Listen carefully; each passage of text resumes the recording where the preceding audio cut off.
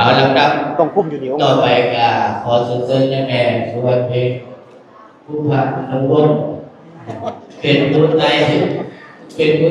งใดให้เพื่อเป็นสิริมงคลในงานการกุศลครั้งนี้เนาะนอก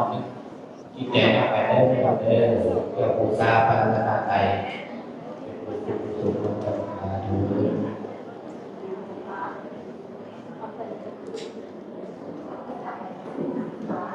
เจริญพรสาธุชนทุกท่านทุกคนเด้อต่อไปกับกระบวนการถวายผ้ากฐินเราก็จะได้เริ่มต้นขึ้นตอนนี้เป็นองค์ประธานในการถวายผ้าก็มีแม่ส่วนเพ็งอุปาณวงศ์เป็นองค์ประธานหลังไตเทียนใสในการปฐมฤกษ์เนาะในการก้าวถวายผ้ากฐินครั้งนี้ก็จะมีการมายผ้าออกมาเนาะให้ทุกท่านทุกคนที่มาร่วมงานได้ถวายผ้านำกันทุกท่านทุกคนอาจารย์ได้ก็เอากันเอาข้อคิดเข้าใจกันสมาทานสินหาเนาะเพื่อเพิ่มเติมบุญญาบารมีทั้งหลายเอาไว้กันเด้อนะโมตัสสะภะคะวะโตอะระหะโตสัมมาสัมพุทธัสสะนะโมตัสสะภะคะวะโตอะระหะโต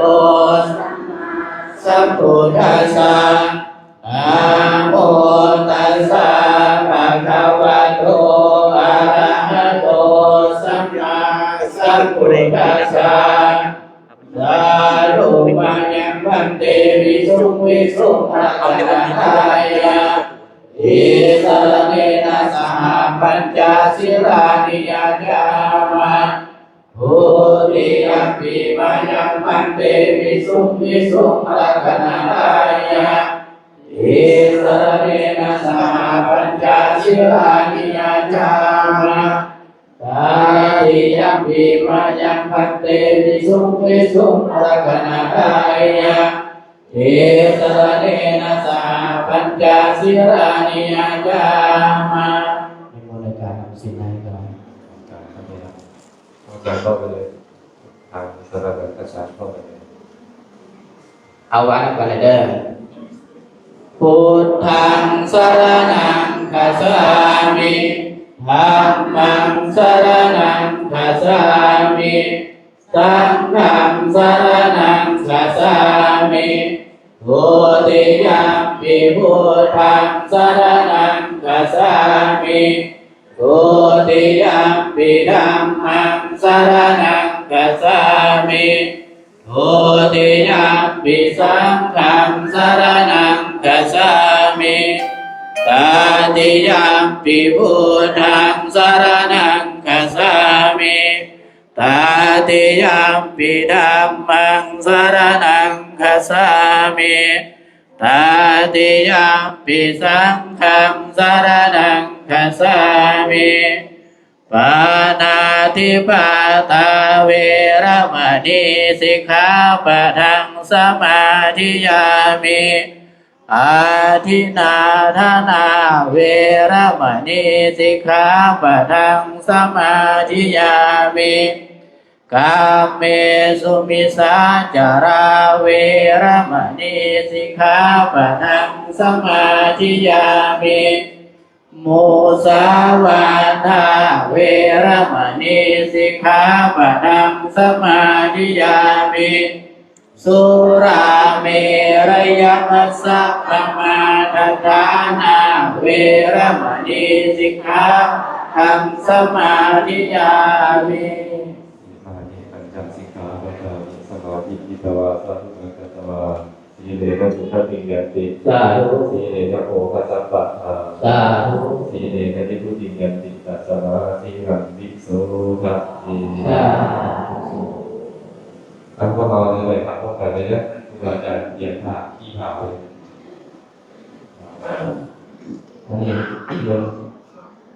ขันธพยังมุขสัพพโตภะคะทะกังกะโรมาเสนะโมตัสสะภะคะวะโตอะระหะโตสัมมาสัมพุทธัสสะนะโมตัสสะภะ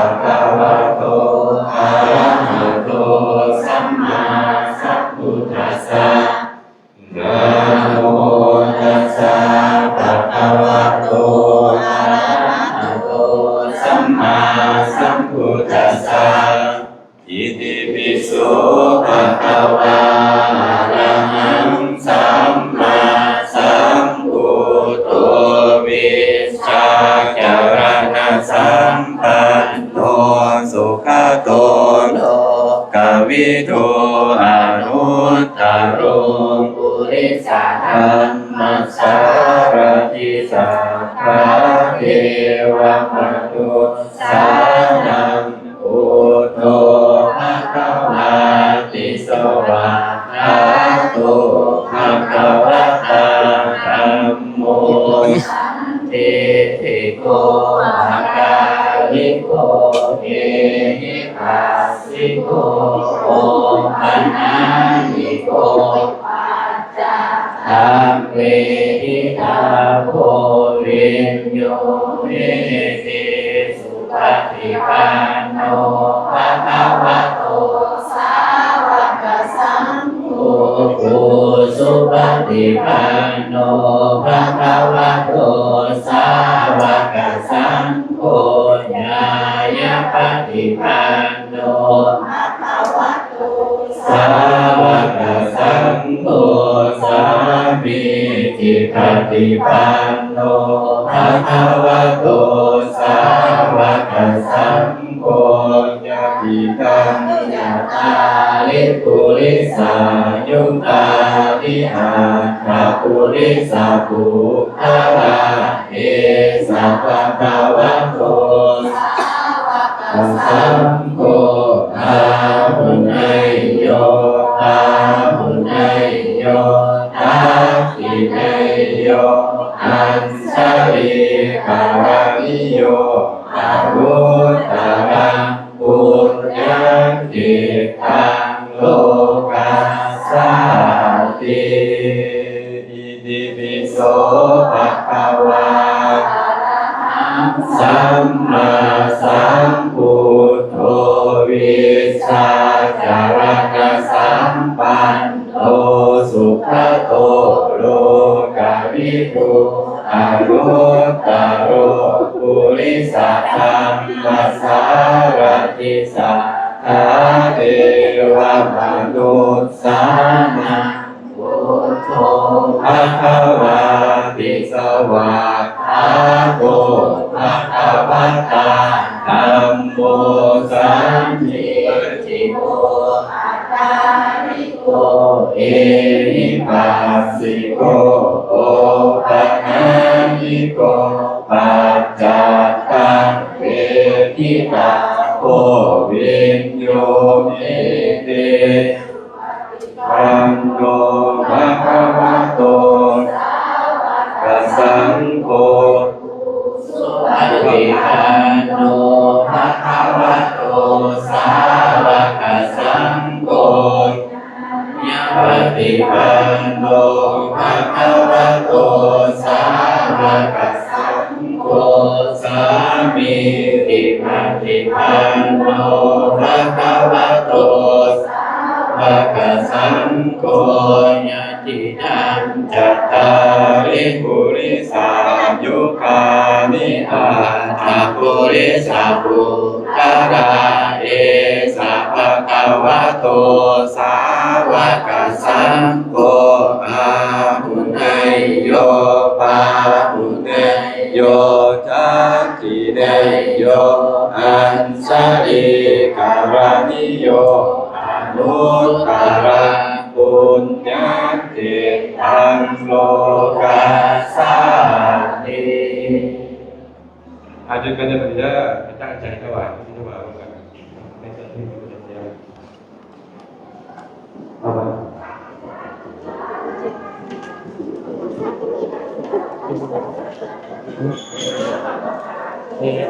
เขาลัง โมตัสสะภะคะวะโตอะระหะโตสัมมาสัมพุทธัสสะนะโมตัสสะภะคะวะโตอะระหะโตสัมมาสัมพุทธัสสะนะโมตัสสะภะคะวะโตอะระหะโตสัมมาสัมพุทธัสสะ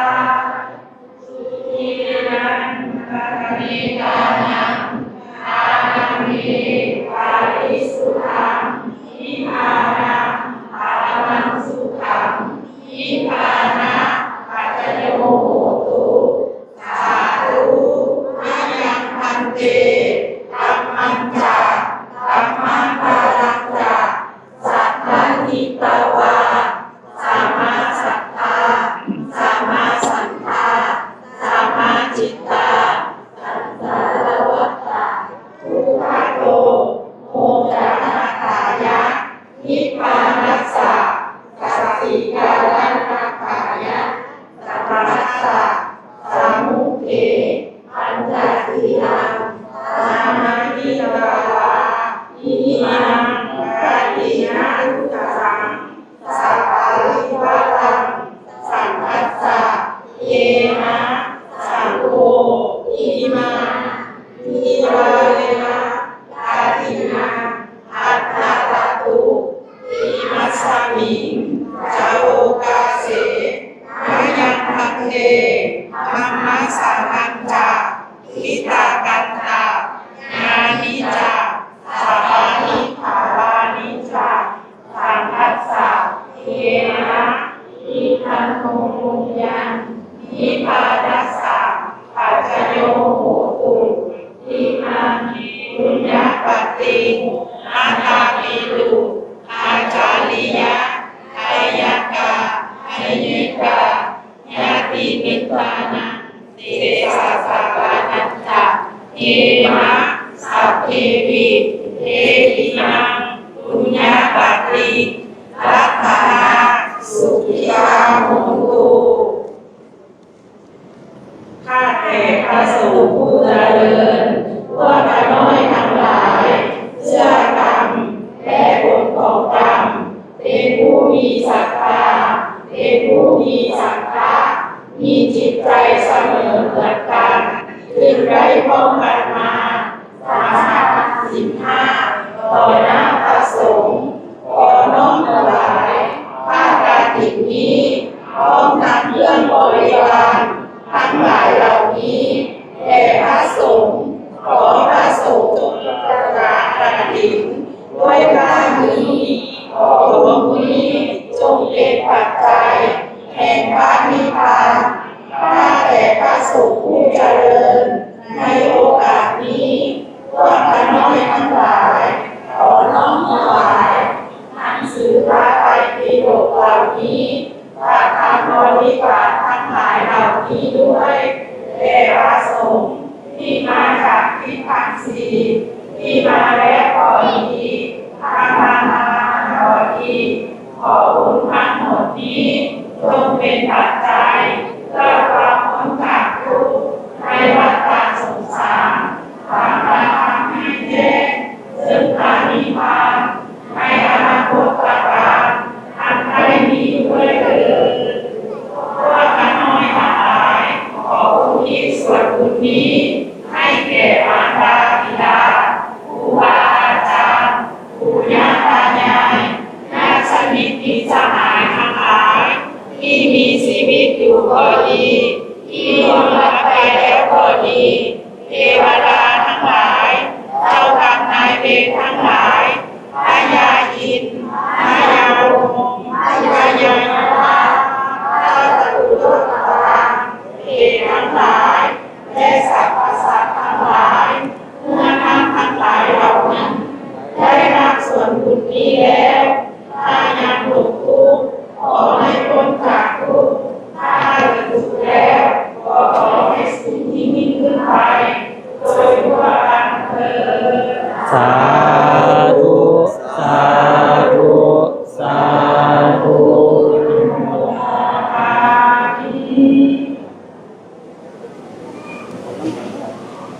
นี่กระบะครับกระบะครับอย่าเข้าแล้วด้วย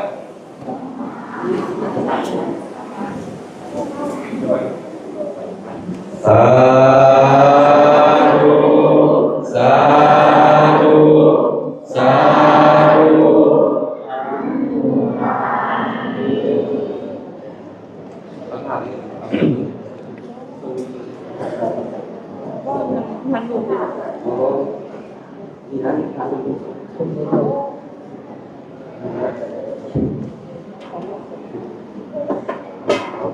อีกส่วนนั้น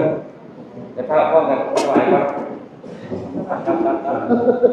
ไหวเลยครับสาธุสาธุสาธุส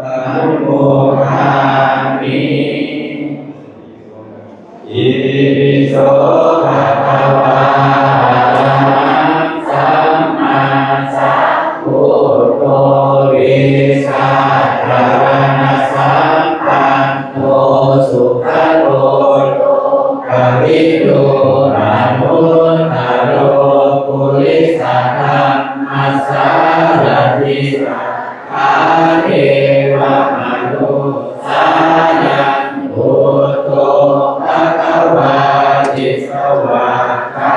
โตทานัมโมสังเฆติโกอาคาติโกเอหิปัสสิโกโอปัญญิโกอาจาตังเวทิกาโตวิญโยเอเยสุปฏิปันโน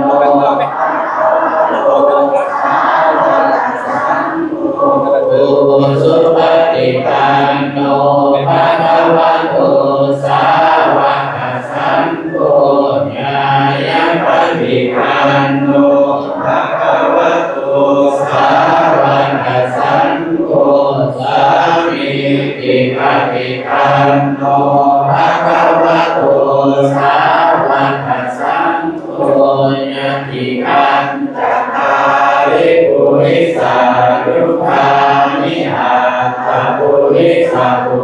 อาเอสัพพะวะโตสาวกสังโฆอาหุนายโยอาหุนายโยอาทินายโยอัญชลีอานิโยอานุตรังปุญญเขตังโลกัสสาลิอานาปารามิสัมปันโนตังนะอุปปารามิสัมปันโนทานะปารามาปารามิสัมปันโนเมตตาไมตรีกรุณามุทิตาอุเบกขาปารามิสัมปันโนอิติปิโสภะคะวะสีลปารามิสัมปันโนสีลอุปปารามิสัมปันโนสีลปรมาปารามิสัมปันโนเมตตาไมตรีกรุณามุทิตาอุเบกขาปารามิสัมปันโนอิติปิโสภะคะวะเอกขังพระปารามิสัมปันโนเมตขังมะอุปปารามิสัมปันโนเนขังมะปารมาปารามิสัมปันโนเมตตาไมตรีกรุณามุทิตาอุเบกขาปารามิสัมปันโนอิติปิโสภะคะวะปัญญาปา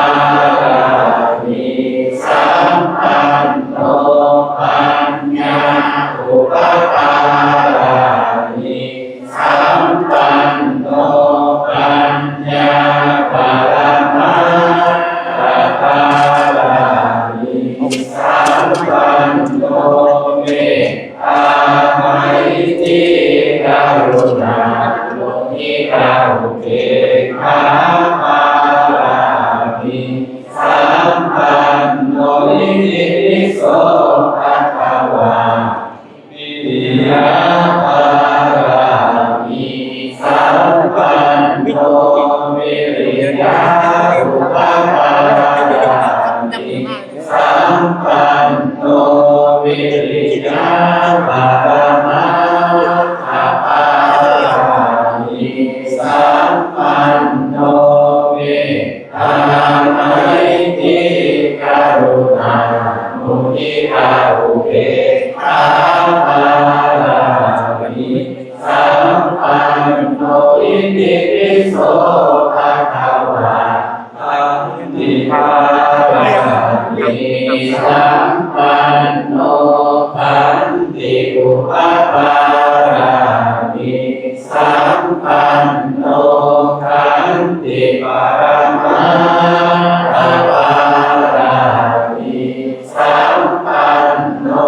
เมตตาไมตรีกรุณามุทิตาอุเบ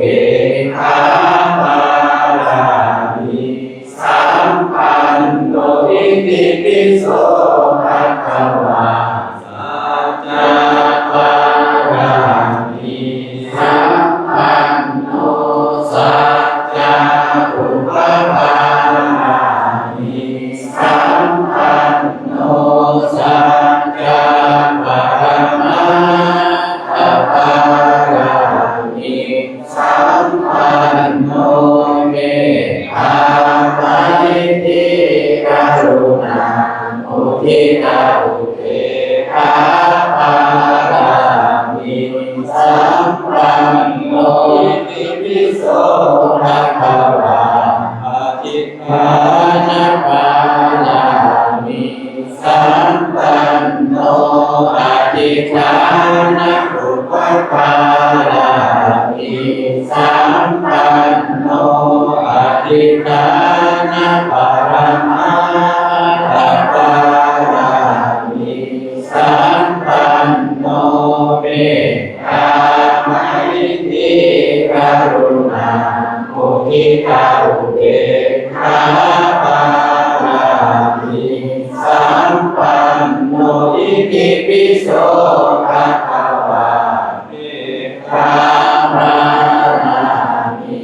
สัมปันโนเมตตาอุปปารามิสัมปันโนเมตตาปรมาภารามิสัมปันโนเมตตาไมตรีกรุณามุทิตาอุเบกขาภารามิสัมปันโนอิติปิโสภะคะวะอุเบกขาภารามิสัมปันโนอุเบกขาภารามิสัมปันโนอุเบกขาปรมาภารามิสัมปันโนเมตตาไมตรีกรุณามุทิตาอุเบกขาภารามิสัมปันโนอิติปิโสภะคะวะอาสัมภารามิสัมปันโนปัสสะอุปปารามิสัมปันโนปัสสะปรมาภารามิสัมปันโนเมตตาไมตรีกรุณามุทิตาอุเบกขาภารามิสัมปันโนอิติปิโสภะคะวะพุทธังสรณังคัจฉามิธัมมังมิหังสาธุสาธุสาธุอนุโมทนามิ ให้พวกเราทำในการจอยฟังมวลนักศึกษาเราจะถวายปฏิบัติค่อยๆเดี๋ยวการแยกแยะแบบนี้ครับ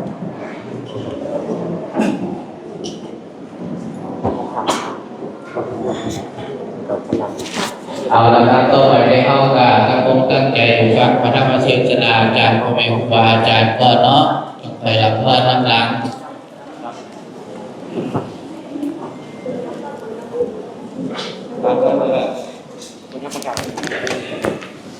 หลังจากที่ เอา เอาเพื่อเป็นการ ที่ทำทั้งหลายได้ก้าวถวายผ้ากฐินเนาะต่อไปก็ฟังอนุโมทนาคาถาเด้อโยมเด้อ สาธุสาธุนะโมตัสสะภะคะวะโตอะระหะโตสัมมาสัมพุทธัสสะนะโมตัสสะภะคะวะโตอะระหะโตสัมมาสัมพุทธัสสะนะโมตัสสะภะคะวะโตอะระหะโตสัมมาสัมพุทธัสสะสาธุสาธุอธิกรณะนะอธิกรณะปริโยสดากรณะสดาสุเยสดาเกวะละปริปุณังปริสุทธังปุมาจาริญะปะกะเสยโตกัสสะระตนังกะโรมะ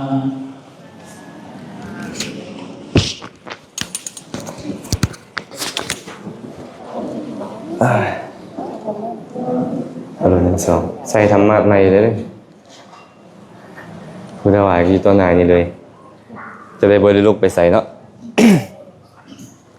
ขอการครูบาอาจารย์ขอการคณะสงฆ์กล่าวอนุโมทนาคาถาจากเด็กหน่อย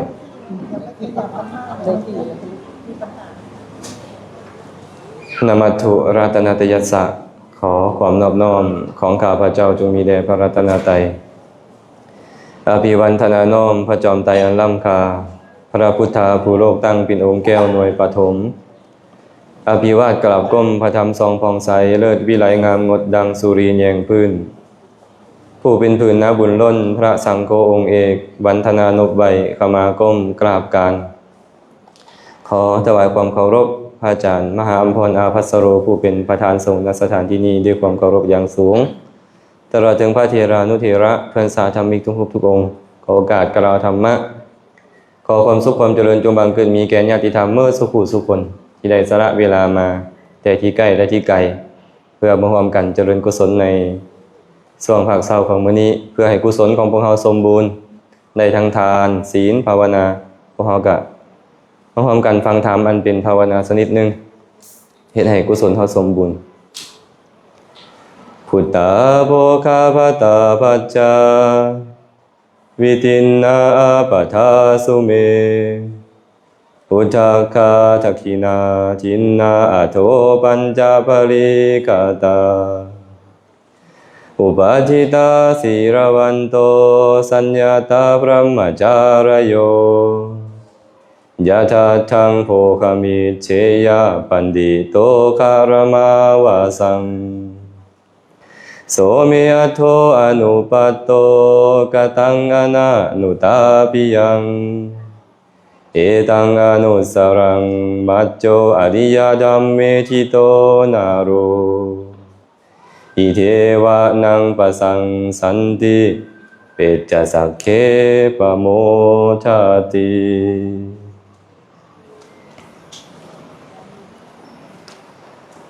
คาถานี้พระสัมมาสัมพุทธเจ้าได้ตรัสไว้ในคัมภีร์อังคุตตรนิกายปัญจกนิบาตก่อนจะได้อธิบายขยายความของพุทธพจน์เบื้องต้นก็ขออนุโมทนาบุญนำคณะเจ้าภาพเมื่อสุขสุคนโดยเฉพาะแล้วก็คณะทีมงานอภิธรรมวันเสาร์โดยมีแม่ส่วนเพียงภูพานุวงศ์เป็นหัวหน้าห้องคณะที่ทำที่มาจากไทยแม่แดงมาจากที่ใกล้ที่ไกลออนศรีเมื่อทุกบอลเลยเมืองปากลายบนปากเซก็มาบอกวันนี้นะขออนุโมทนาบุญนำจากท่าแขกจากไซญบุรีทุกวันทุกทีเนาะที่ได้สละเวลามาร่วมกันอนุโมทนาบุญกับทางคณะเจ้าภาพพวกเพิ่นก็ได้ตั้งเจตนาที่จะถวายทานไว้โดนละไว้โดนแล้วก็เลยจะเตรียมกันอย่างดีเลยก็เตรียมกันอย่างดีเพื่อที่จะได้มอบถวายในมื้อนี้พวกเราถือว่าได้เฮ็ดกิจที่ควรเฮ็ดสมบูรณ์แล้วในสงฆ์เช้านี้แต่ที่ยังจะเพิ่มเติมก็คือการฟังธรรมเทศนา เพื่อที่จะให้พวกเราได้ความชื่นชมยินดีในสิ่งที่พวกเราเฮ็ดอาตมาภาพก็จะนำธรรมะเล็กน้อยมาเว้ากล่าวให้พวกเราได้ฟัง ได้ยกคาถาขึ้นมากล่าวว่าพุทธาโภคาภตาพัจจาวิตินนาอาปทาสุเมอุทธักคาทักขินาทินนาอโทปัญจภริกตาเป็นต้น เรื่องราวที่เกิดขึ้นก่อนที่พระผู้มีพระภาคเจ้าจะได้กล่าวคาถานี้สมัยหนึ่งพระองค์ประทับอยู่ที่วัดพระเชตวันอารามของท่านอนาถบิณฑิกะขหบดีอยู่เขตเมืองสาวัตถีในสถานที่นั่นเองเศรษฐีคนหนึ่งได้เข้าไปเฝ้าพระสัมมาสัมพุทธเจ้าอนาถบิณฑิกะเศรษฐีนี่แหละเข้าไปเฝ้าพระสัมมาสัมพุทธเจ้าเมื่อเข้าไปเฝ้าพระสัมมาสัมพุทธเจ้าแล้วก็เลยได้ตรัสกับอนาถบิณฑิกะเศรษฐีแบบนี้ว่าท่านเศรษฐีประโยชน์ที่ควรได้จากทรัพย์สมบัติที่เฮาสั่งสมขึ้นมาด้วยหยาดเหงื่อแห่งกายอาบเหงื่อต่างน้ำได้มาโดยธรรมโดยชอบธรรมนั้นมีอยู่5ประการ5ประการขึ้นอย่างใดข้อที่1กุลบุตรควรที่จะเลี้ยงดูตนเองเลี้ยงดูบิดามารดาบุตรภรรยาทาสกรรมกรคนหับไส้ด้วยทรัพย์สมบัติที่เฮาสั่งสมขึ้นมาด้วยหยาดเหงื่อแห่งกายอาบเหงื่อต่างน้ำได้มาโดยธรรมโดยชอบธรรมนี่แหละเป็นประโยชน์ที่ควรจะได้จากทรัพย์สมบัตินั่นประการที่1เลยประการที่1มันยีวนมาบอก ฉะนั้นประการที่1ก็คือ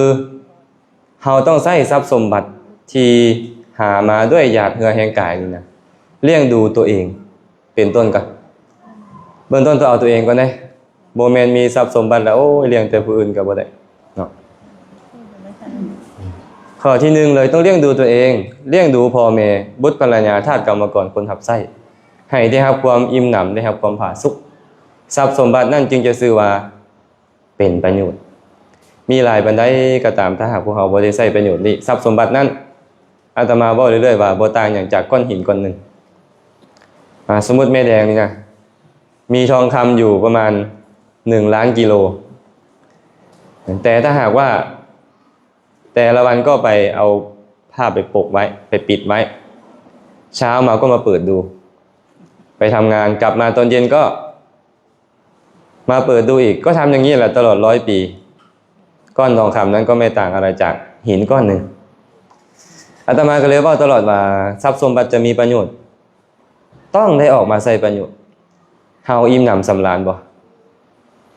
พ่อแม่เด้บุตรภรรยาเด้ทาสกรรมกรคนหับไส้เด้ได้รับการอนุเคราะห์จากเฮาได้รับความอิ่มหนำสำราญได้บ่จากทรัพย์สมบัตินี้คันยังบ่ได้จุดนั้นทรัพย์สมบัติบ่มีประโยชน์มีหลายปานใดก็บ่เป็นประโยชน์พระองค์ได้ตรัสต่อไปว่าอีกประการหนึ่งทางเศรษฐีบุคคลควรใช้ทรัพย์สมบัติที่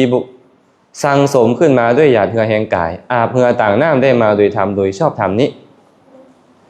บำรุงเพื่อนมิตรสหายและคนข้างเคียงให้ได้รับความอิ่มหนำผาสุกได้รับความสำราญนี่เป็นประการที่2ข้อที่2ก็คือต้องเลี้ยงดูเพื่อนมิตรสหายเพื่อนมิตรสหายของเฮานี่นะ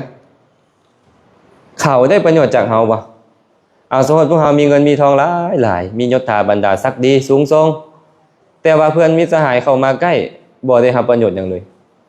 อาตมาก็ว่าโอ้มันน่าจะบ่ได้รับประโยชน์เท่าที่ควรแม่นบ่น่าจะบ่ได้รับประโยชน์เท่าที่ควรเดี๋ยวนี้พระผู้มีพระภาคเจ้าตรัสต่อไปว่าท่านเศรษฐีอีกประการหนึ่งบุคคลควรใช้สอยทรัพย์สมบัติที่ตนเองหามาได้ด้วยหยาดเหงื่อแห่งกายอาบเหงื่อต่างน้ำได้มาโดยธรรมโดยชอบธรรมนั้นบำรุงขออภัยป้องกันอันตรายที่จะเกิดขึ้นจากไฟจากน้ำจากพระราชาจากโจรและจากทายาทผู้บ่เป็นที่รักนี่แหละเป็นประโยชน์ที่ควรได้จากทรัพย์สมบัติที่บุคคลหามาด้วยหยาดเหงื่อแห่งกายอาบเหงื่อต่างน้ำได้มาโดยธรรมโดยชอบธรรมประการที่3เฮาเลี้ยงคนในครอบครัวเฮาแล้วบ่พอเลี้ยงมิตรสหายแล้วบ่พอ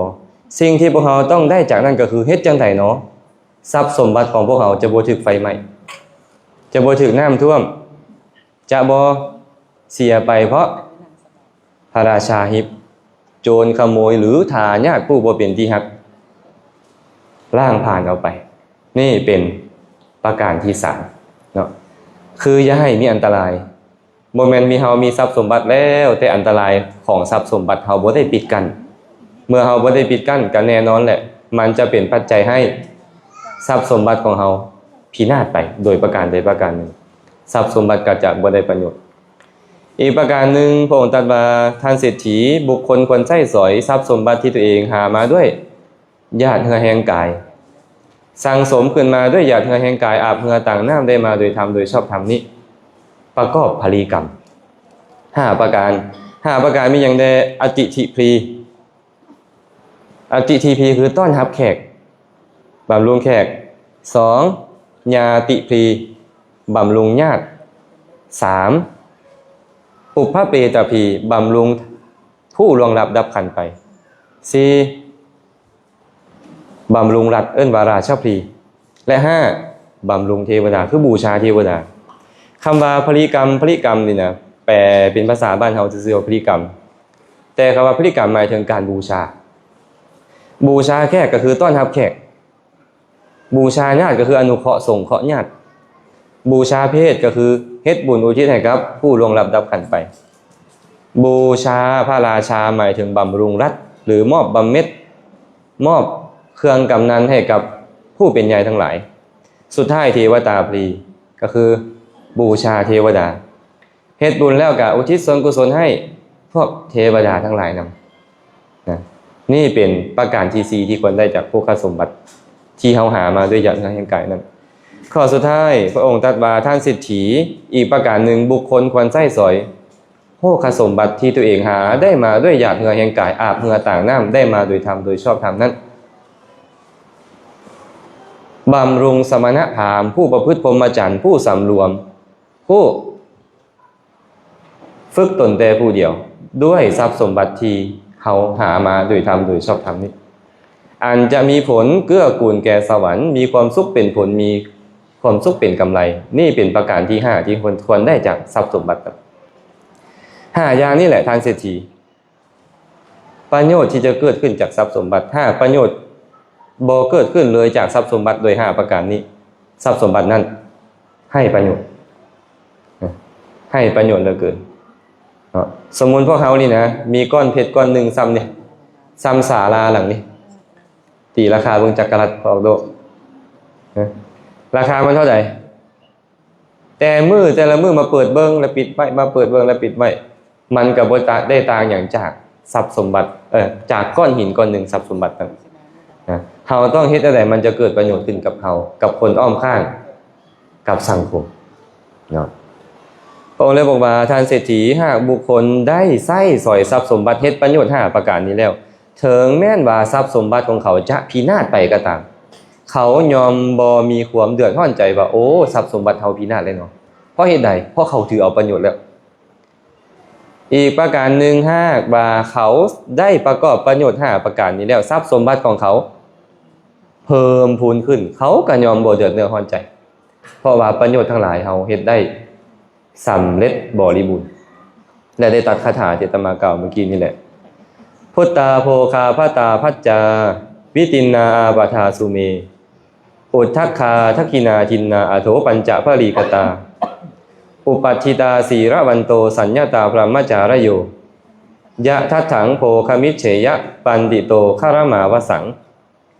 โสเมอัตโถอนุปัตโตกตังอนะนุตาปิยังเอตังอนุสรังมัจโจอริยธรรมเมทิโตนโรอิเทวะนังปสังสันติเปจจสักเคปะโมทติบุคคลเมื่อได้มาระลึกถึงว่าสิ่งที่ควรบริโภคใช้สอยค่อยได้บริโภคใช้สอยแล้วคนที่ควรเลี้ยงค่อยได้เลี้ยงแล้วอันตรายทั้งหลายค่อยได้ป้องกันหมดแล้วพลีกรรมบ่ว่าจะเป็นการบูชาแขกบูชาญาติบูชาเปตบูชาพระราชาบูชาเทวดาค่อยได้เห็นแล้วสมณพราหมณ์ผู้มีศีลผู้สำรวมผู้ประพฤติพรหมจรรย์ค่อยได้บำรุงแล้วกุลบุตรต้องการทรัพย์สมบัติมาเพื่อประโยชน์อันใดประโยชน์อันนั้นค่อยได้ถือเอาหมดแล้วเขายอมบ่เดือดร้อนใจในภายหลังเขาซื่อว่าตั้งอยู่ในธรรมของพระอริยะ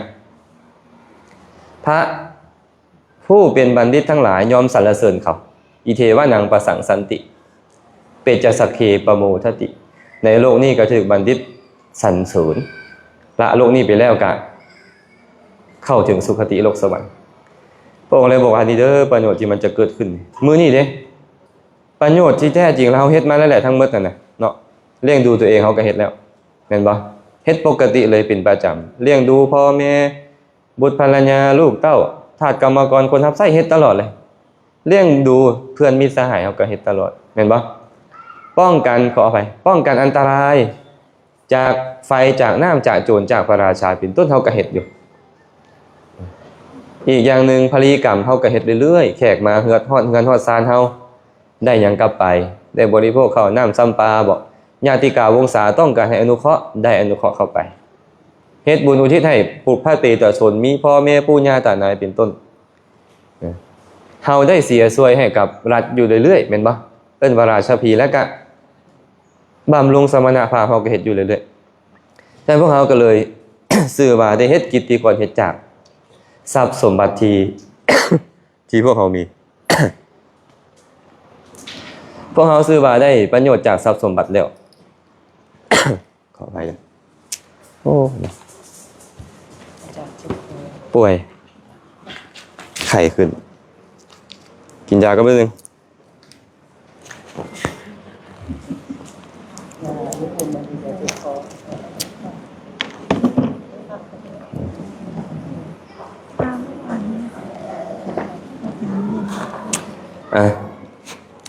แต่ว่าพวกเขาควรพอซ้ำนี่บ่เขาเฮ็ดได้คือมื้อนี้เขาได้บำรุงสมณภาพแม่นบ่เฮ็ดอย่างดีเลย แต่ควรพอซ้ำนี่บ่หรือว่าเขาต้องคนขวยคิดอื่นให้ยิ่งกว่านี้ต้องคนขวยคิดอื่นให้ยิ่งกว่านี้บ่พระสัมมาสัมพุทธเจ้าเคย ได้ตรัสกับอนาถบิณฑิกาเศรษฐีนี่แหละว่า ทานเศรษฐีพวกทานทั้งหลายได้บำรุงพระภิกษุสงฆ์ด้วยจีวรด้วยบิณฑบาตด้วยเสนาสนะและด้วยกีรณะเภสัชบริขารอันเกื้อกูลต่อคนไข้ทานทั้งหลายชื่อว่าได้ปฏิบัติข้อปฏิบัติอันสมควรแก่คฤหัสถ์คฤหัสถ์ผู้ครองเรือนแล้วชื่อว่าเฮ็ดทางให้ได้ยศชื่อว่าเฮ็ดทางไปสวรรค์แล้วแต่ว่าพระองค์ยังเคยเว้ากับอนาถบิณฑิกาเศรษฐีต่อไปอีกว่าทานเศรษฐี พวกทานอย่าคิดว่าเฮานี่นะได้บำรุงสมณพราหมณ์ด้วยจีวรบิณฑบาตเสนาสนะและกีรณะเภสัชบริขารอันเกื้อกูลแก่คนไข้แล้วเฮายินดีพอสำนี้ อย่าได้คิดแบบนั้นเพิ่นว่าทานทั้งหลายควรคนขวยแบบนี้ว่าเฮ็ดจังได๋เนาะเฮาจะได้ปีติอันเกิดจากวิเวกตามการอันสมควรแม่นยังปีติอันเกิดจากวิเวกนี่นะ หากว่าตามตรงก็คือฌานในพระสูตรก็หมายถึงปฐมฌานและทุติยฌานฌานที่มีปีติคนที่จะพลิกตัวเองออกอยู่วิเวกแล้วเจริญฌานให้เกิดขึ้น แค่ทานนี่บ่พอ ต้องเฮ็ดศีลให้บริบูรณ์และเฮ็ดสมาธิให้เกิดขึ้นพร้อมเมื่อสมาธิมันเกิดขึ้นมีความสุขหลายญาติโยมเอ้ยคันสมาธิบ่เกิดขึ้นให้ทานดีปานใดก็ยังทุกข์รักษาศีลดีปานใดก็ยังทุกข์แม่นบ่เดี๋ยวก็โกรธเคืองผู้นี้เดี๋ยวก็อิจฉาริษยาผู้นั้นทุกข์ย้อนหยังสมาธิมันบ่เกิดขึ้นภาวนาบ่มีพระองค์เลยบอกว่าแค่ให้ทานบ่พอเด้อให้ทานคือว่าสมควรแก่คฤหัสถ์อะไรได้แต่ว่าแค่ให้ทานบ่พอควรได้วิเวกตามกันขนาดว่าท่านอนาถบิณฑิกาเศรษฐีเป็นพระโสดาบันพระอรหันต์เข้าไปเฮือนเปสานี่นะมื้อละเป็น 1,000-2,000 องค์พระพุทธเจ้าเข้าไปเนืองๆแต่ว่าพุทธเจ้าก็ยังเตือนว่าอย่าพอใจแค่นั้นได้เจ้าเป็นโสดาบันแล้วได้ให้ทานเนืองๆแล้วบำรุงพระสงฆ์เนืองๆอย่าพอใจสำคัญควรที่จะได้วิเวกตามกาลอันสมควรให้ใจมันได้วิเวกได้เอาแล้วพวกเขาอาจจะบ่ได้ถึงขั้นฌานขั้นอภิญญาอย่างดอกถึงแม้ว่าพวกเขานี่ออกเด้ลีกจากหมู่เด้เนาะให้กายมันวิเวกเด้บางเทื่อมันก็มีความสุขหลายขึ้นมีความสุขหลายขึ้นศาสนานี่นะญาติโยมบ่ได้สอนแค่ทานเนาะอาตมายังนึกถึงคำเว้าของผู้เฒ่าทางหลายเส้นตามใจสิเลือกไต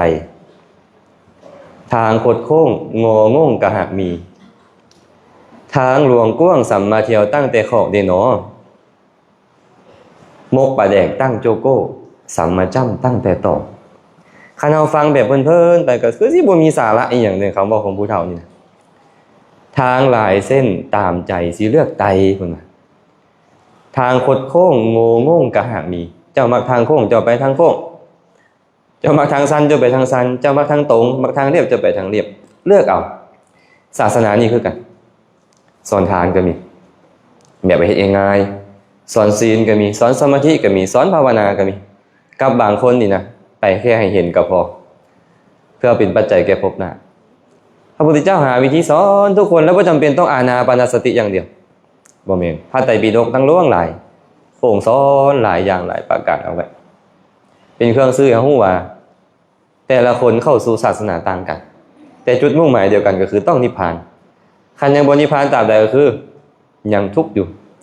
เพิ่นสอนคฤหัสถ์ญาติโยมเพิ่นต้องเริ่มต้นด้วยทานศีลภาวนาแต่สำหรับบรรพชิตแล้วพระองค์ทิ่มทานเพราะบรรพชิตบ่มีเข้าของมาให้ทานเหมือนกับญาติโยมแต่ละมื้อก็ต้องขอทานเขาเลี้ยงชีพอยู่นะถามว่าให้ได้บ่ได้แหละบิณฑบาตมาได้อาหารมาได้จีวรมาสามารถแบ่งให้หมู่ได้บ่ได้ก็เป็นทานอยู่แต่พระองค์บ่ได้สรรเสริญการให้ทานเพราะออกจากเรือนเป็นบรรพชิตแล้วกิจนั่นควรเซากิจที่ยิ่งกว่านั้นคือรักษาศีลเจ้าให้บริบูรณ์เจริญสมาธิให้เกิดขึ้นและเจริญปัญญาให้สมบูรณ์อันจะเป็นเครื่องกำจัดอาสวะกิเลสบ่ต้องกลับมาทุกข์อีกบ่ต้องกลับมาทุกข์อีกพระสัมมาสัมพุทธเจ้าเคยตรัสพระสูตรหนึ่งเอาไว้ในคัมภีร์มัชฌิมานิกายอุปริปันธาสปรารภเรื่องพระเทวทัตผู้ใดบ่ฮู้จักพระเทวทัตอยู่เนี่ยคู่อริพระพุทธเจ้าเป็นบ่พระเทวทัตนี่นะตามจองล่างจองผ่านพระพุทธเจ้ามาหลายภพหลายชาติจนชาติสุดท้ายนี่ก็ยังพยายามฆ่าพระพุทธเจ้าอยู่เฮ็ดเลือดให้ห่อแบ่งแยกสงฆ์พระเทวทัตหนีไปบ่ดลพระพุทธเจ้าก็เลยตัดกับภิกษุทั้งหลายว่าภิกษุทั้งหลายกุลบุตรบางคนในโลกนี้นะมีศรัทธาออกจากเรือนบวชเป็นบรรพชิตมีความเห็นว่าทุกข์ครอบงำเฮาแล้วทุกข์เพราะหยังเพราะความเกิดความแก่ความเจ็บความตายความโศกเศร้าเสียใจพิไรลำพันธ์ความทุกข์คำควรปริเวทนาการครอบงำเฮาแล้วเฮ็ดจังได๋เนาะกองทุกข์ของเฮานี่มันจะสิ้นสุดลงได้เฮ็ดจังได๋ภพชาติจะบ่มีอีกต่อไปเขาจึงออกจากเรือนบวชเป็นบรรพชิตพอเขาออกจากเรือนบวชเป็นบรรพชิตแล้วเฮ็ดลาภสักการะให้เกิดขึ้นมีญาติโยมเข้าไปหากราบไหว้สักการะบูชาเขายอมเพลิดเพลินมัวเมาในลาภสักการะนั้นเมื่อมัวเมาในลาภสักการะแล้วยอมเป็นผู้ประมาทเขายอมยกตนข่มคนอื่นว่าเฮามีลาภสักการะมีคนสรรเสริญส่วนคนอื่นบ่ได้มีเหมือนเฮาเป็นคนอัปปยศเมื่อเป็นเช่นนั้นเขาเลยลุ่มหลงมัวเมาประมาทเมื่อมัวเมาประมาทยอมอยู่เป็นทุกข์มีลาภหลายนี่ทุกข์บ่พอไม่ออกบ่พระนี่นะพระมีลาภหลายนี่ทุกข์บ่ทุกข์คือกันได้แม่เอ้ยเคยได้ซ้ำนี่แหละหมู่บ่เอามาให้อีกสมมุติเคยได้เทื่อละตื้อสักกฐินเนาะเทื่อนี้สิฮอดบ่เนาะทุกวันนี่ทุกเฮ็ดจังได๋ล่ะสิได้ต้องไปประจบประแจงเขาโยมแม่เอ้ยแนวนี้เด้อโยมแม่เอ้ยแนวนั้นเด้อแม่นบ่โยมพ่อเอ้ยไปเด้อมีกระแลมเย็นๆพร้อมได้อยู่วัดน่ะพุ่นนะ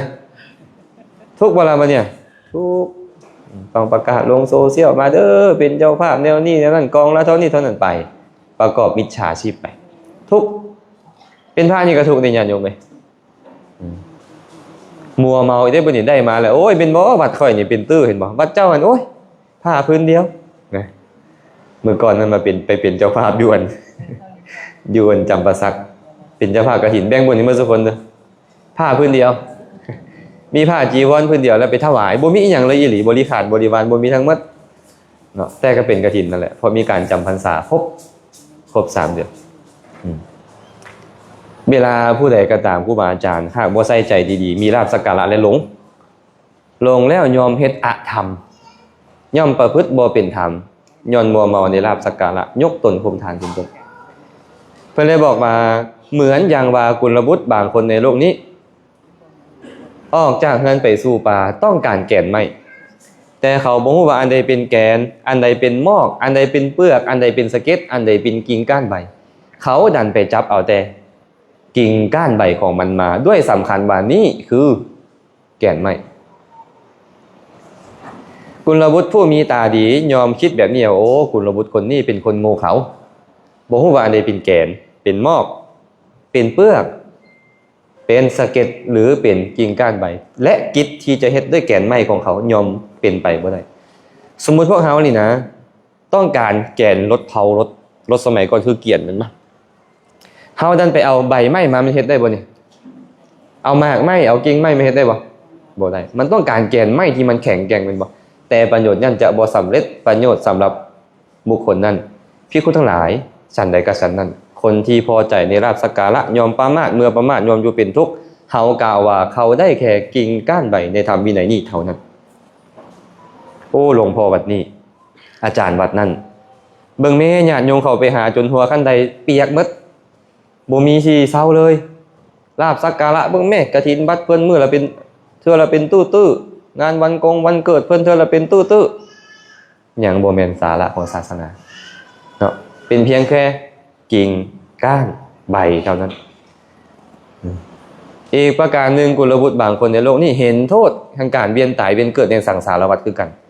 คิดว่าเฮ็ดจังได๋เฮาจะถึงที่สุดทุกข์ได้ออกจากเฮือนบวชเป็นบรรพชิตพอบวชเป็นบรรพชิตแล้วกราบไหว้บ่พ่อแม่คันยังบ่คันได้แท้ผมนี่กราบไหว้บ่บ่แท้ผมมันคือกราบไหว้กันได้เนาะนุ่งผ้าเหลืองเข้าไปเฮานุ่งบ่เป็นบ่เอาอันนี้มานุ่งผ้าเหลืองบ่ได้บ่แต่มันเป็นเครื่องหมายนะมันเป็นเครื่องหมายของพระอรหันต์เฮาเคารพในพระอรหันต์ทั้งหลายอาศัยลูกชาวบ้านหลานชาวเมืองนี่แหละออกมาบวชเฮาก็เลยทำความเคารพเมื่อทำความเคารพแล้วมีการสักการะเป็นบ่ด้วยข้าวด้วยน้ำด้วยที่อยู่อาศัยเป็นต้นแต่กุลบุตรนี่นะบ่ลุ่มหลงมัวเมาในลาภสักการะเมื่อบ่ลุ่มหลงมัวเมาในลาภสักการะยอมบ่เป็นทุกข์เมื่อบ่เป็นทุกข์เขายอมเฮ็ดศีลให้บริบูรณ์คันมัวเมาในลาภสักการะศีลบริบูรณ์บ่ได้ท่านโยมสิกขาบทของพระมีจักข้อพอไม่ออกมาคนซึมๆกันอยู่ข้างๆว่า227แต่ความจริงแล้วบ่แม่นเนาะ227นี่หมายถึงศีล220ข้อกับอธิกรณสมถะวิธีระงับอธิกรณ์อีก7อย่างที่พระต้องสวดให้กันฟังทุกครึ่งเดือนซื่อๆเพิ่นเอิ้นว่ามาติกาแปลว่าหัวข้อแต่ศีลที่บ่ได้มาในปาฏิโมกข์อีกหลายพันข้อนั่นอีกหลายพันข้อที่บ่ได้มาในปาฏิโมกข์ฉะนั้นการรักษาศีลของพระจึงยากหลายคันบ่ยากนี่คิดต่อบ่บวชแค่10มื้อดอกไปบวชแค่10มื้อแม่นบ่บวช10มื้อบวชได้10มื้อก็ยังว่าดีแฮงแล้วนี่นะคิดฮอดอันไม่ออกหำอยู่ฉะนั้นเนาะศีลมันรักษายากนอกจากอยู่แบบเขาเอิ้นหยังก็ภาษาสมัยใหม่ลันลาว่ะอยู่แบบลันลาไปเบิ่งนั่งฟังเพลงเที่ยวนี่ไปหั่นไปจบแบบนี้บ่ได้สนศีลสนธรรมกันอยู่ง่ายนิดนึงคันหากว่าคำนึงถึงศีลแล้วยากได้ยากแม่นบ่คันลุ่มลงในลาภสักการะศีลหายแน่นอน ยอมเฮ็ดผิดศีลได้เพื่อลาภสักการะพระพุทธเจ้าก็เลยบอกว่าเมื่อเขาบ่ลุ่มลงในลาภสักการะยอมเฮ็ดศีลให้สมบูรณ์แต่เขากลับลุ่มลงในศีลนั้นเมื่อลุ่มลงในศีลยอมประมาทเขายอมยกตนเองข่มทานว่าเฮาเป็นผู้มีศีลมีกัลยาณธรรมส่วนคนอื่นบ่มีเขายอมประมาทมัวเมาเพราะศีลเป็นเหตุเพราะฉะนั้นเขาเลยยอมอยู่เป็นทุกข์ภิกษุทั้งหลายกุลบุตรบางคนในโลกนี้แสวงหาแก่นไม้แต่เขาบ่ฮู้แก่นไม้บ่ฮู้เป็นอันใดเป็นมอกบ่ฮู้อันใดเป็นเปลือกอันใดเป็นสะเก็ดเขากลับไปถือเอาสะเก็ดของต้นไม้มาเปลือกกับสะเก็ดต่างกันบ่ เปลือกนี่คือติดกับมอกแม่นบ่สะเก็ดก็คือเปลือกตายเห็นบ่เนาะเปลือกตายนั่นแหละเนาะเพิ่นเลยบอกว่าเขาเลยบ่ได้แก่นไม้ไปประโยชน์ที่จะเฮ็ดจากแก่นไม้ก็บ่มีภิกษุทั้งหลายเฮากล่าวว่าเขาถือเอาเพียงสะเก็ดของศาสนานี้เท่านั้นไปได้แค่สะเก็ดญาติโยมเอ้ยรักษาศีลดีนี่นะได้แค่สะเก็ดเองยังบ่แม่นใจของศาสนาภิกษุทั้งหลาย กุลบุตรบางคนในโลกนี้เห็นโทษของการเวียนตายเวียนเกิดนี่แหละออกบวชเป็นบรรพชิตคือกัน เมื่อบวชเป็นบรรพชิตแล้วเฮ็ดลาภสักการะให้เกิดขึ้นบ่มัวเมาในลาภสักการะเฮ็ดศีลให้สำเร็จบ่มัวเมาในศีล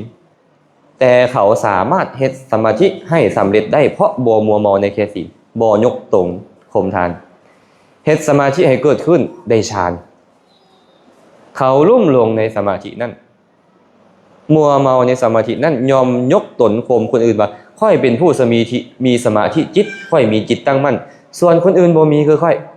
คนอื่นเป็นคนฟุ้งซ่านบ่มีสมาธิพี่คุณทั้งหลาย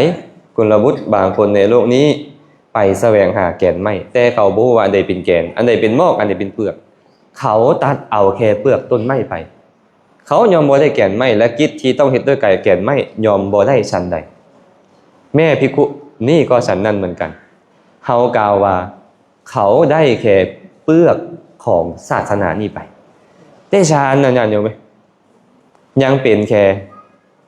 เปลือกเท่านั้นเองยังบ่เป็นใจของศาสนาเนาะ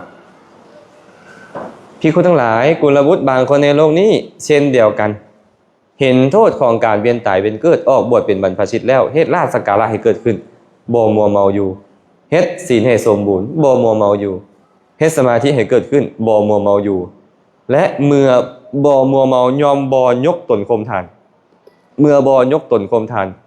เขายอมเฮ็ดญาณทัศนะให้เกิดขึ้นได้ญาณทัศนะก็คือตาทิพย์ญาณทัศนะในพระสูตรนี่ต่างจากพระสูตรอื่นเลยหมายถึงตาทิพย์คือการได้อภิญญานั่นเองเนาะเมื่อเขาได้ญาณทัศนะแล้วเขายอมลุ่มหลงมัวเมาในญาณทัศนะนั้นเขายอมยกตนข่มทานว่าเขาเป็นผู้มีญาณส่วนบุคคลนั่นเป็นผู้บ่มีญาณพี่คุณทั้งหลายกุลบุตรบางคนในโลกนี้ออกไปแสวงหาต้นไม้เขาบ่รู้ว่าอันใดเป็นแกนอันใดเป็นมอกเลยเขาตัดเอาไปแค่มอกด้วยสำคัญว่านี่เป็นแกนเขายอมบ่ได้แก่นไม้และประโยชน์ที่ต้องเฮ็ดจากแก่นไม้ยอมบ่มีสำหรับกุลบุตรนั้นพี่คุณทั้งหลายฉันใดก็ฉันนั้นกุลบุตรผู้ที่ได้ญาณทัศนะนี่ลุ่มหลงมัวเมายอมอยู่เป็นทุกข์นี้เขาก็กล่าวว่าได้แค่มอกของต้นไม้ไปภาษาบ้านเฮาเอิ้นปีดเนาะบ่เอิ้นปีดเอิ้นมอกไม่บ่เข้าใจมอกอ่ะมื้อวานเฮายังลมกันมื้อก่อนเนาะว่าไม่ติดมอกแม่ไหนไม่ติดมอกเนี่ยมันบ่แม่นแกนแท้เนาะมอกไม่อ่ะนะมอกมันภายนอกของแกนนะภายนอกของแกนเอิ้นน่ะมอกพระพุทธเจ้าเลยบอกว่าเจ้าถึงมีหูทิพตาทิพนี่น่ะเจ้าก็ยังบ่ได้แก่นของศาสนาเป็นเพียงแค่มอกเท่านั้นภิกษุทั้งหลายส่วนกุลบุตรบางคนในโลกนี้ออกจากเฮือนบวชเป็นบรรพชิตด้วยศรัทธาเพราะเห็นว่าเฮาถูกความทุกข์ครอบงำแล้วชาติชรามรณะโศกปริเทวะทุกโทมนัสอุปาญาตครอบงำเฮาแล้วท่วมทับเฮาแล้วเฮ็ดจังได๋หนอกองทุกข์ของเฮาจะสิ้นสุดลงได้เขาออกจากเฮือนบวชเป็นบรรพชิตเฮ็ดลาภสักการะให้เกิดขึ้นบ่ลุ่มหลงมัวเมาในลาภสักการะจึงเฮ็ดศีลให้สมบูรณ์บ่ลุ่มหลงในมัวเมาในศีลเฮ็ดสมาธิให้เกิดขึ้นบ่ลุ่มหลงมัวเมาในสมาธิเฮ็ดญาณทัศนะให้เกิดขึ้นบ่ลุ่มหลงมัวเมาในญาณทัศนะเมื่อบ่ลุ่มหลงมัวเมาในญาณทัศนะเขายอมได้บรรลุอสมยวิมุตติอันบ่กำเริบคำว่าอสมยวิมุตติคือความหลุดพ้นที่บ่มีการกำเริบแล้วหมายถึง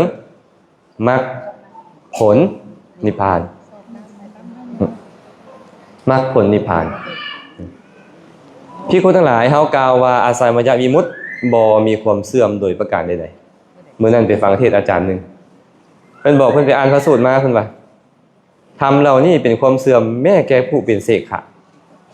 คันบ่เฮ็ดแนวนี้อยู่นี่นะเป็นอรหันต์ยังเสื่อมจากอรหันต์เด้ว่าซั่น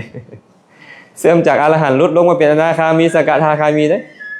ไม่ออกเพิ่นก็เลยส่งข้อความมาถามแม่นบ่อาจารย์อรหันต์เสื่อมนี่นะบ่มีทางอย่าว่าแต่อรหันต์เลยโสดาบันก็บ่เสื่อมแล้วมรรคผลนิพพานเป็นโลกุตระกิเลสบ่ครอบงำแล้วบ่มีความเสื่อมแล้วพระเจ้าเลยบอกว่าเฮากล่าวว่าอสมยวิมุตติบ่มีความเสื่อมในการใดๆบ่มีแน่นอนเพิ่นว่าพี่คุณทั้งหลายกุลบุตรบางคนในโลกนี้ไปแสวงหาแก่นไม้เขาฮู้ว่าอันใดเป็นแกนอันใดเป็นมอกอันใดเป็นเปลือกอันใดเป็นสะเก็ดอันใดเป็นกิ่งก้านใบเขาละทิ่มกิ่งก้านใบละทิ่ม มอกละทิ่มสะเก็ดเปลือกมอกถือเอาแก่นไปเขายอมได้แก่นไม้และกิจในการเฮ็ดด้วยแก่นไม้ของเขายอมบริบูรณ์ได้ที่คุณทั้งหลายนี่แหละสาระของศาสนาภิกขุทั้งหลายลาภสักการะบ่แม่นสาระของศาสนาศีลบ่แม่นสาระของศาสนาสมาธิบ่แม่นสาระของศาสนาญาณทัศนะบ่แม่นสาระของศาสนาแต่ศาสนานี่มีอสมัญญวิมุตติเป็นสาระเป็นแก่นสารคือมรรคผลนิพพานเนาะแสดงว่าสิเอาแต่กิ่งก้านใบบ่พวกเขาอ่ะเอาแต่เปลือกบ่ฮะอยากได้แก่นแต่หากต้นไม้ใดบ่มีเปลือกบ่มีสะเก็ดต้นไม้นั้นตายไวเจริญเติบโตบ่ได้เห็นบ่บ่มีแก่นได้มันต้องอาศัยเปลือกอาศัยสะเก็ดหุ้มบ่ให้เปลือกตายคันเปลือกตากแดดหลายเปลือกตายอีกสะเก็ดต้องห่อหุ้มเปลือกมาห่อหุ้มมอกแกนของมันก็เจริญงอกงามได้ต้นไม้นั้นและกิ่งก้านใบของมันนั่นแหละจะส่งเคราะห์แสงเฮ็ดให้แก่นของมันเจริญเพิ่มยิ่งขึ้นไปเพราะฉะนั้นพระพุทธเจ้าเนี่ยเตือนพระแบบนี้อยู่คันโยมนี่ก็คืออย่าพอใจแค่ทานเด้อให้ยินดีในสมาธิเด้คันพระก็คืออย่าพอใจแค่ลาภสักการะได้อย่าพอใจแค่ศีลแค่สมาธิแค่อภิญญาญาณทัศนะนั้นต้องแสวงหาแก่นของศาสนานี้พวกเขาเกิดมาในชาตินี้นี่นะก่อนจะมาเป็นมนุษย์ได้โอ้ยยากแสนยากพระพุทธเจ้าอุปมาเหมือนอย่างพวกเอาเล็บนี่ไปตักขี้ดินขึ้นมาพี่คุณทั้งหลายดินในเล็บมือของตถาคตและดินในพื้นปฐพีนี้อันใดหลายก่อนพี่คุณทั้งหลายตอบเหมือนกันเลยว่าดินในเล็บมือของพระตถาคตเจ้าเล็กหน่อยกันนะบ่ได้เปรียบเทียบบ่ได้อุปมาแต่ดินในแผ่นดินใหญ่นั้นหลายก่อนฉันใดก็ฉันนั่นพี่คุณทั้งหลายบุคคลผู้ตายจากความเป็นมนุษย์และเข้าถึงอบายทุกขติวินิบาตนรก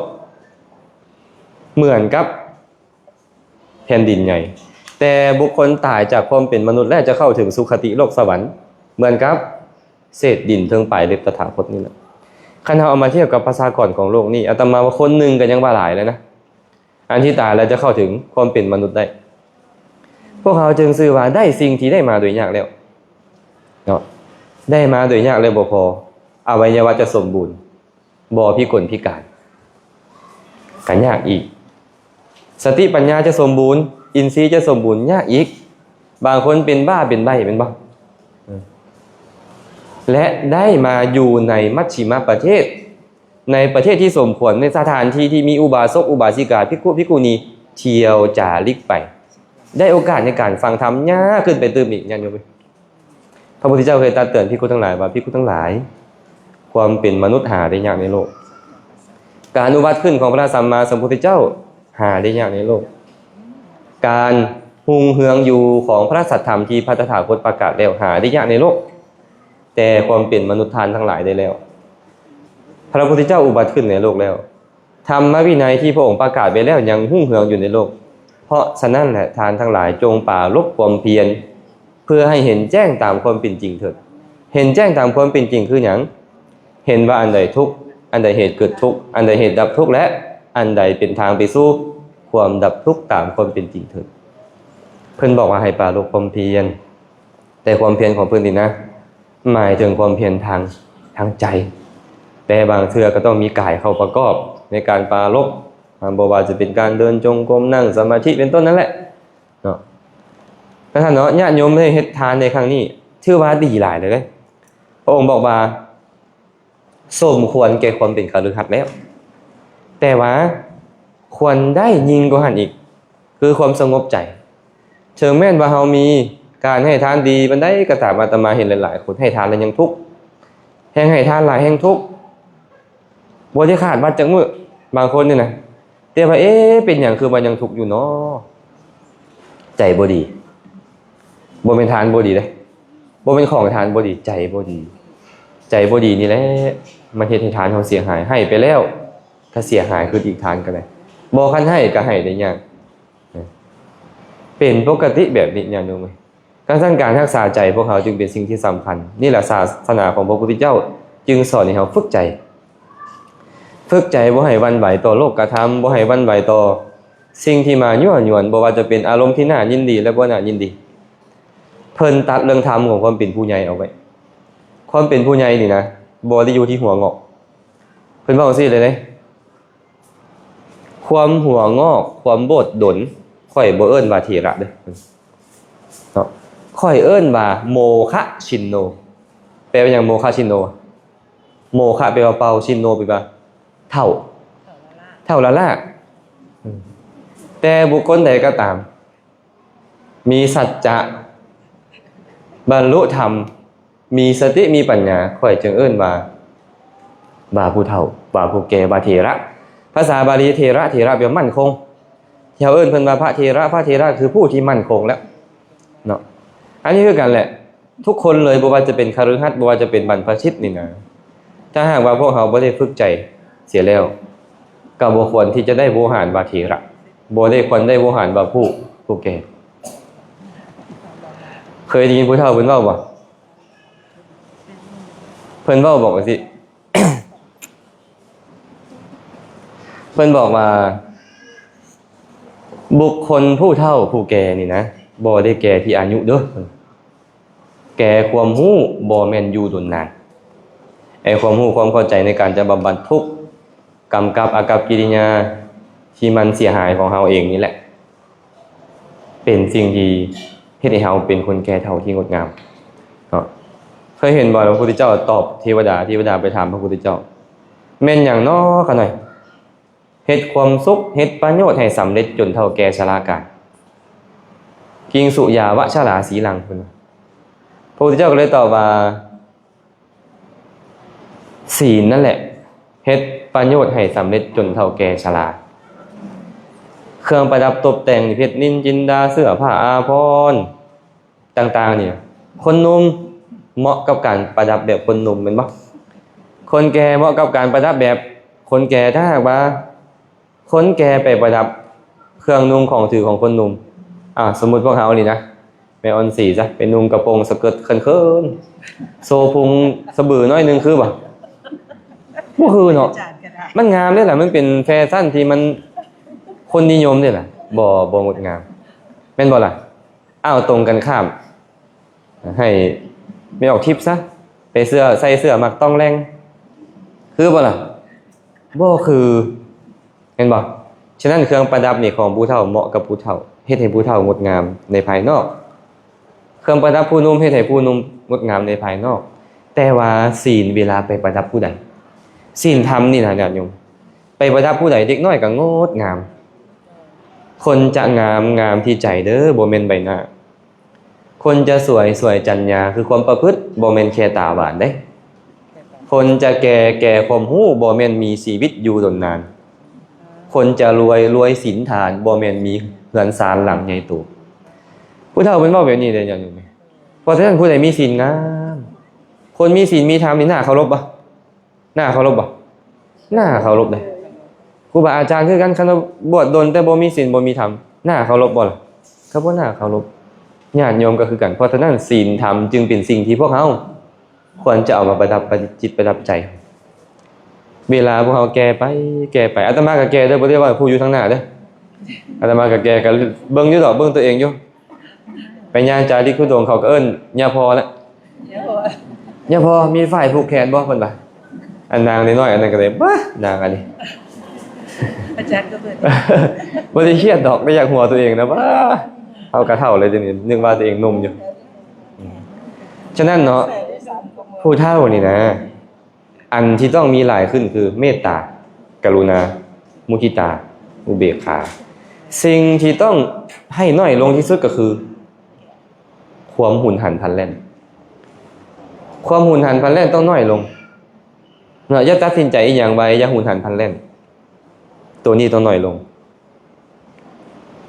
เมตตาต้องมาหลายขึ้น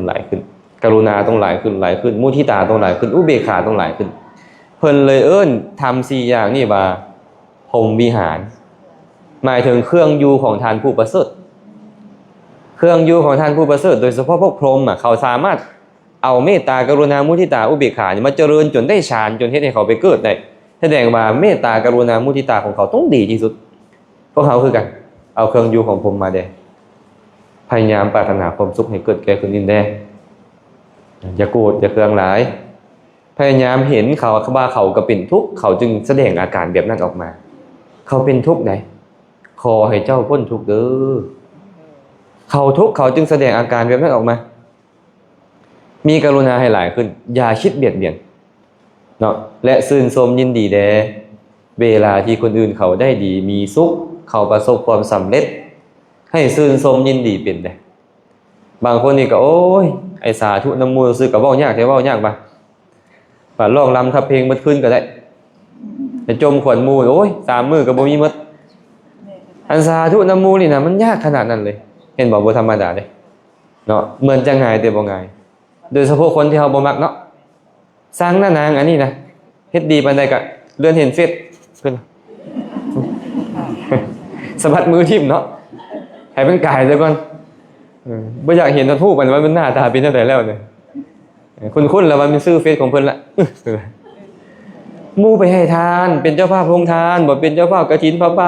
บ่ซื่นชมยินดีได้อันนี้นี่อัธยาศัยของคนพาลเห็นบ่และสุดท้ายเด้ออุเบกขาคันอุเบกขาบ่มีจังได๋ก็ทุกข์เมตตาเป็นเหตุใกล้ของความทุกข์ใดหากผู้นี้หลายปรารถนาความสุขให้ผู้นี้หลายผู้นี้เจ็บเป็นนู่นเอาอีกแล้วหรือผู้นี้บ่ได้ดังใจค่อยเอาอีกแล้วทำไมต้องเป็นอย่างนี้เป็นบ่ขึ้นมาล้นบ่ไม่ได้ไม่รู้หรือไงเนี่ยมาแล้วเนี่ยตรงบ่เนี่ยเอาตรงบ่ตรงไม่แม่นหมดนะฟังไม่รู้เรื่องแดงฟังไม่รู้เรื่องเพราะฉะนั้นมันไม่เป็นแบบนี้ถ้าเขาปรารถนาความสุขให้เกิดแก่ผู้ใดแต่เฮาบ่มีอุเบกขามากำกับถ้าเขาบ่เป็นไปดังใจเขาอยากให้เป็นเขาทุกข์ได้แต่บางคนอาศัยกรุณามากำกับได้เห็นคนตกทุกข์ขอให้เจ้าพ้นทุกข์เด้อบางคนซอยเขาบ่ได้โอ้ยข่อยคือซอยเขาบ่ได้ข่อยคือซอยเขาบ่ได้ทุกข์อีกแหละมันก็เลยต้องมีอุเบกขาเนี่ยเช่นเดียวกันมุทิตาบางคนซื่นชมกับหมู่ยากก็ต้องพิจารณาว่าทุกคนมีกรรมเป็นของตน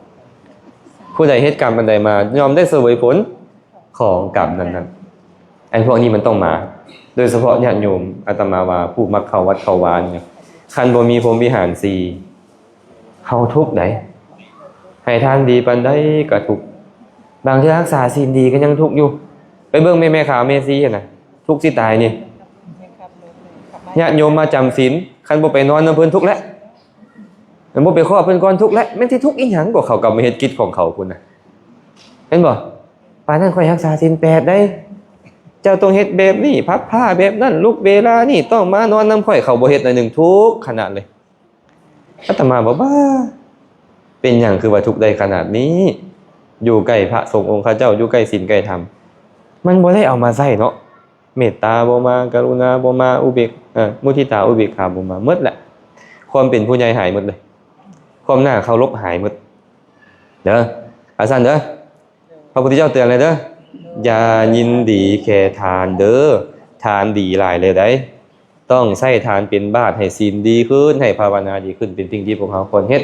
สาระของศาสนานี่ก่อนที่พวกเขาจะมาพบพ่อพุทธเจ้าได้มันเรื่องยากแต่ตอนนี้เขาได้พ่อแล้วนี่นะเฮ็ดจังได๋พวกเขาสิได้ประโยชน์หลายที่สุดโดยเฉพาะบางคนนี่หัวงอกแล้วอาตมาเบิ่นว่าหัวงอกเอิ้นว่าหัวขาวเนาะหัวขาวกันหมดแล้วและเป็นเหมือนไม้ใกล้ฟังไม้ใกล้ฟังเป็นจังได๋ไม้ใกล้ฟังอ่ะฉึกน้ำเสาะเขาหากหลายๆก็จริงจะเสาะหากนี่ออกไปเสาะหากนั่นออกไปหากเหลือน้อยมันก็เริ่มโกงลงหาน้ำและเวลาบ่ดนดอกจะต้องจมลงน้ำให้ประโยชน์ตอนที่มันยังตั้งโกโดดินเฮ็ดโฮมให้เกิดขึ้นแก่สัตว์อื่นให้มันเป็นห่วงเป็นทางที่พักผ้าอาศัยของสัตว์อื่นได้ประโยชน์มีแต่ถ้าหากว่าเป็นต้นไม้ใหญ่ที่โดดเดี่ยวบ่มีสัตว์ตัวใดเข้าไปใกล้บ่ได้ใส่สอยเลยก็บ่ต่างหยังจากทรัพย์ที่ให้ประโยชน์ชีวิตของเฮาก็ให้คุณค่าอาตมาเว้าเป็นนั้นเลยได้ชีวิตจะมีคุณค่าก็คือชีวิตที่เฮ็ดประโยชน์ตนประโยชน์ทานได้เนาะโดยเฉพาะประโยชน์ที่เฮาต้องไปสู่ปรโลกนี่แหละมีบ่ผู้ที่จะบ่ไปนี่นะมีบ่ที่อยู่ค่ำฟ้านี่มีบ่บ่มีประธานประเทศใดอันบ่ตายนี่นะฮะพระราชามหากษัตริย์ใส่บ่ตายเนี่ยโดยที่สุดแม้แต่พระสัมมาสัมพุทธเจ้าแล่นเข้าปากของมนุษย์อยู่คือความตายหมดแต่ก่อนตายลมหายใจสุดท้ายที่กูทั้งหลาย ค่อยขอเตือนเจ้าทั้งหลายเด้อสังขารคือห่างกายจิตใจนี่มันบ่เที่ยงมีความเสื่อมสิ้นไปเป็นธรรมดาพวกเจ้าจงเฮ็ดกิจของตนของทานที่สมควรเฮ็ดให้ดีที่สุดโดยความบ่ประมาทเด้อตายแล้วพระพุทธเจ้าแต่คำเว้าตั้งแต่มื้อแรกฮอดมื้อสุดท้ายบ่อยากให้เขาประมาทในกุศลคุณงามความดีเนาะอันนี้ก็ขอฝากเอาไว้คนจะบ่ใช้เวลาโดนเนื่องจากไข้ขึ้นแฮง 2 มื้อมื้อนี้เนาะก็ต้องขออภัยนำมื้อเสียงก็อาจจะบ่ชัดเจนเว้าก็